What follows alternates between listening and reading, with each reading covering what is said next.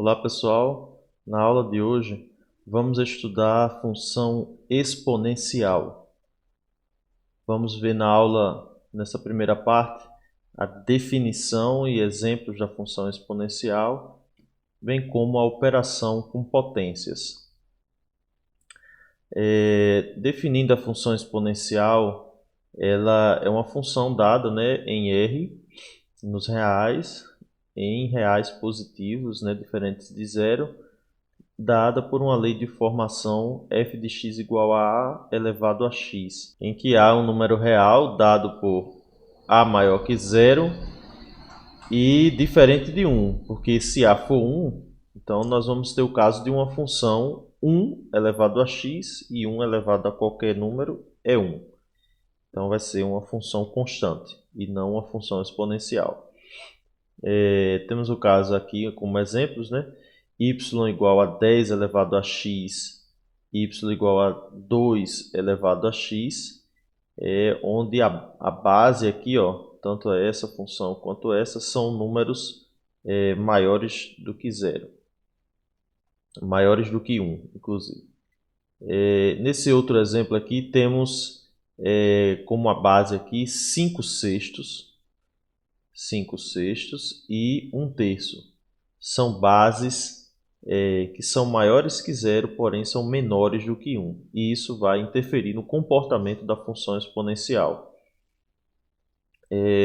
Vou dar um exemplo aqui para vocês de como essas funções exponenciais elas podem ser muito úteis no tratamento de vários fenômenos. Um deles é o crescimento populacional.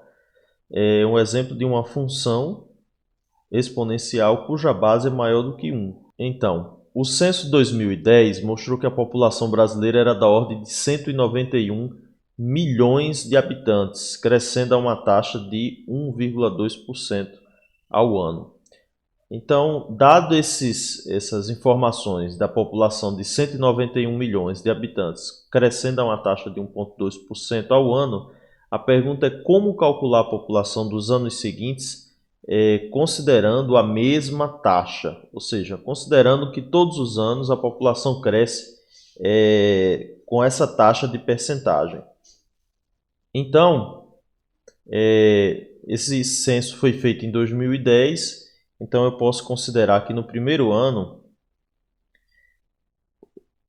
após o censo, em 2011, a população ela vai ser 191 milhões, mais o aumento de 1,2% vezes a população. Vamos deixar aqui enfatizado que 1,2%, essa taxa aqui, ela é 1,2 sobre 100. Isso dá 0,012. Então, nos nossos cálculos, vamos usar esse número decimal. 191 mais 0,012 vezes 191. Isso vai resultar em...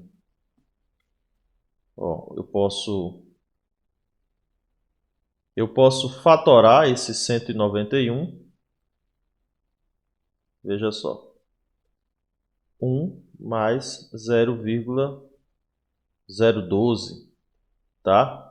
E aí, resolvendo essa continha na calculadora, você pode chegar ao valor de 193,29 milhões de habitantes. No ano 2012, a população será a população de 2011, que nós calculamos no slide anterior, 191 vezes 1,012, Isso aqui corresponde ao ano de 2011, mais o aumento. O aumento será 0,012 vezes a população do ano anterior, que é o aumento. Tá? Então, a partir daqui, nós começamos a ver alguns termos repetidos.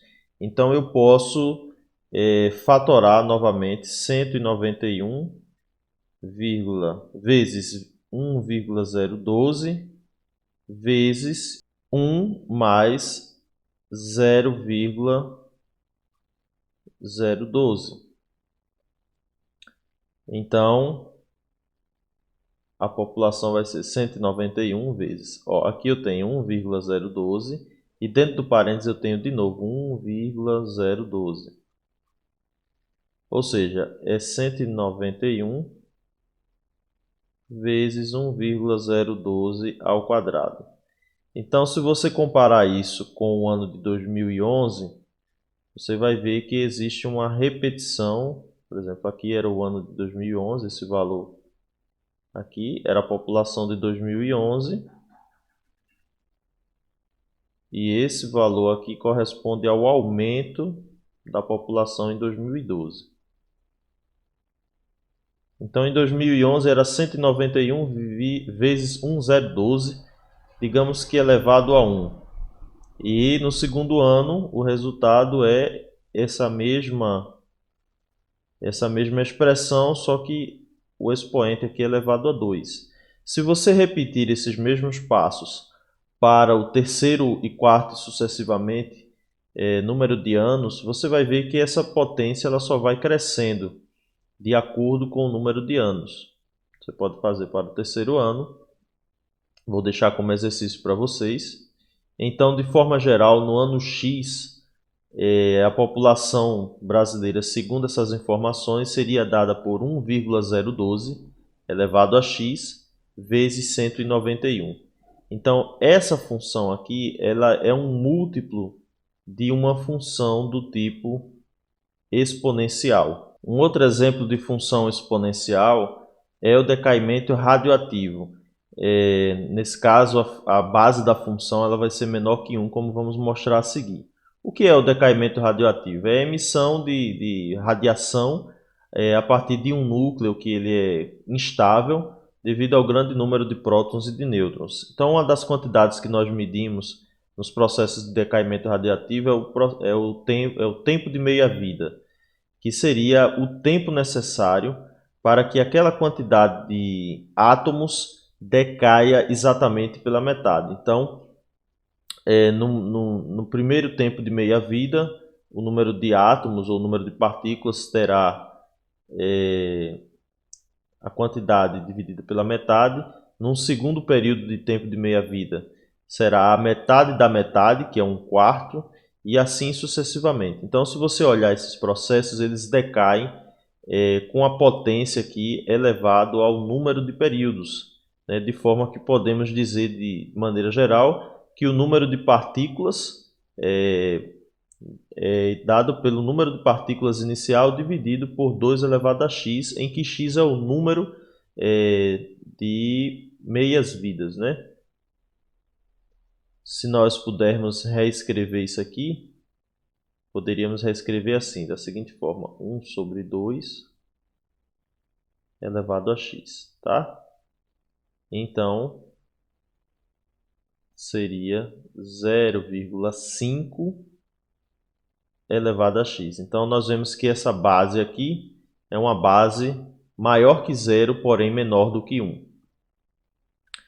Vamos agora falar um pouco sobre operações com potências.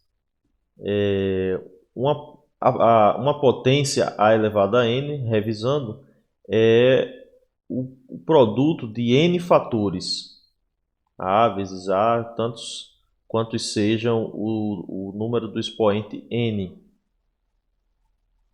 Então, por exemplo, se você tiver 4 elevado a 3, né? Isso vai ser 4 vezes 4 vezes 4, 3 vezes, né?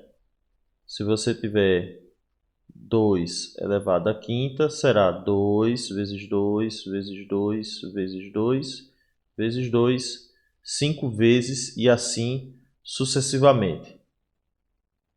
Existem algumas propriedades que é interessante revisar, por exemplo, sendo A e B números reais e m e n, que serão os expoentes, números naturais, valem as seguintes propriedades, né? Então, o produto de duas exponenciais, né, de mesma base, vai ser uma exponencial da mesma base e a soma dos expoentes. Então, de maneira prática, a gente diz, né? Multiplicação de potências de mesma base, conserva a base e soma os expoentes. No caso de uma divisão, divisão de potências de mesma base, conserva a base e subtrai os expoentes, desde que A é diferente de zero, é uma condição aqui para não termos uma indefinição nessa fração, e M seja maior ou igual a N. As outras propriedades são referentes à distribuição do expoente. Veja, A vezes B, né? Tudo elevado a N, eu posso distribuir. Então vai ser A elevado a N vezes B elevado a N. A quarta propriedade diz respeito ao produto, a divisão. Eu também posso distribuir esse expoente na divisão, separar, né? A elevado a N, B elevado a N, desde que B seja diferente de zero. E a última propriedade diz com respeito à potência de potência, né? Se eu tenho uma base elevada a um expoente e fora do parênteses outro expoente, eu posso multiplicar esses expoentes. Então, para praticar aqui aquelas propriedades, veja que eu tenho aqui esse exemplo onde a base é 11 para todos os termos. Então, eu posso dizer que isso é igual a 11 elevado a 3 vezes 11.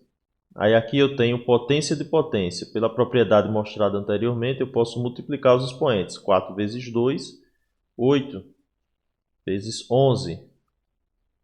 Tudo dividido por 11 elevado a 6.